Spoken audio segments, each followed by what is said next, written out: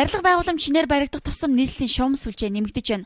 Одоогоор нийслэлийн газар доогуур 1146 км урт шугам байна. Тухайлбал нэг компани барилга барихдаа орон сууцны барилгын ус дулааны гадна шугам сүлжээгээ өөрсдийн зардлаар гаргаж төвийн шугамтай холбоно. Улмаар тэрхүү шугам сүлжээгээ нийслэлийн өмчөд бүртгүүлж ашиглалт засвар үйлчлэгийг хариуцлах хүсэлт гаргадаг байна. Гэтэл нийслэл өмчтөө бүртгэж авахаас татгалцсны улмаас тухайн шугам эзэнгүүдэх нөхцөл үүсэж байгаа. Учир нь барилга барьсан компани нь тухайн шугам сүлжээний арчилгаа тордлогыг хийлгүй орхитгоо. Уг нь нийслэлийн иргэдийн төлөөлөгчдийн хурал 2009 онд эдгээр шугам сүлжээг үн төлбөргүй хувьчилж авах журам гаргасан байдаг. Гэтэл өнгөрсөн оноос тус журамд өөрчлөлт оржээ. Хоёр заалт нэмэгдэж орсон, шинжлэгдэж нэмэгдэж орсон байгаа. Нэг нь бол тухайн орон сууцны барилга нь ашиглалтанд ороод 3-аас дээшгүй жил байх ёстой. Өөрөөр хэлбэл баталгааны хугацаанд дуусаагүй байх ёстой.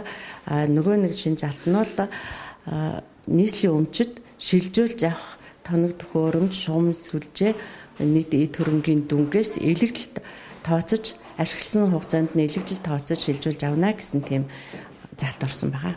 Энэ журмаар бол 3-аас дээш жил болсон орон сууцны барилгын гадна шугам сүлжээг бол нийслэлийн өмчөд авахгүй бөгөөд тэр нөгөө хувийн орон сууцны конторууд байдаг. Одоо тэнд л хандах байх та. Уг журмын дагуу нийслэл хот 3 жилээс дээш ашигласан шугам сүлжээг өмчтөө авахаас татгалзаж байгаа. Түүнээс гадна төвийн шугамд холбогдоогүй зайсан орчмын барилгуудын шугамыг мөн өмчтөө бүртгэж авахгүй гэсэн байр суурьтай байна. Гэтэл арчилгаа тордлогоо хийгээгүй улмаас шугам сүлжээ задарч захаасаа иргэд хохирч байгаа жишээгч бид өмнөд хүргэж байсан. Уг нь гадны бусад оронд шугам сүлжээ нь төрийн юм уу орон нутгийн өмчт байдаг юм аа. Нөгөөтг нь нэлэгдэж гимтээд одоо ашиглах аргагүй болоод эхлэхээр авхан олтгоо ицсэн те. Тэгээ эцэст энд хэрэглэгч тохироод байгаа. Нийслэл хот. Одоо Улаанбаатарт гээд аваад үзэхэд нийслэлийн иргэд тохироод байна. Ингээд л ер нь хэдэн жилийн дараа нийслэл өнөөдөр одоо дөнгөж эхэлж дохио өгж байгаа энэ байгууллагууд нийслэлд үр төмөрөө болно гэсэн. Тэгээ эцэст нийслэл хот маань бас хэрэглэгчээ хохирохгүй тулд ямар нэгэн шийд гаргахаас өөр аргагүй болно шүү дээ. Тийм болохоор тэгж бүр хүндрэлд орохоосоо өмнө энэ нийслэлийн өмчөндөө ямар нэгэн байдлаар шилжүүлээд илэгдлийн одоо тэр нийслэлийн өмчөд компаниуд дээр байгуулад харин тэр гүйцэтгэх ажлаа төр хувийн хвшлийн түншлэлийн хүрээнд хийлгээд оператор компаниудыг ажилуулад явах нь хамгийн зөв арга зам.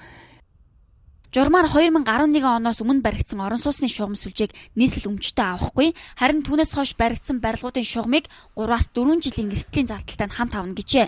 Гэтэл сүүлийн хэдхэн сарын дотор л гэхэд нийслэлийн өмчөд шугам сүлжээгээ өгөх хүсэлтэд 2011 оноос өмнө баригдсан 64, түүнээс хойш баригдсан 29 барилгын оршин суугчид болон аж ахуйн нэгжүүд хандсан байна.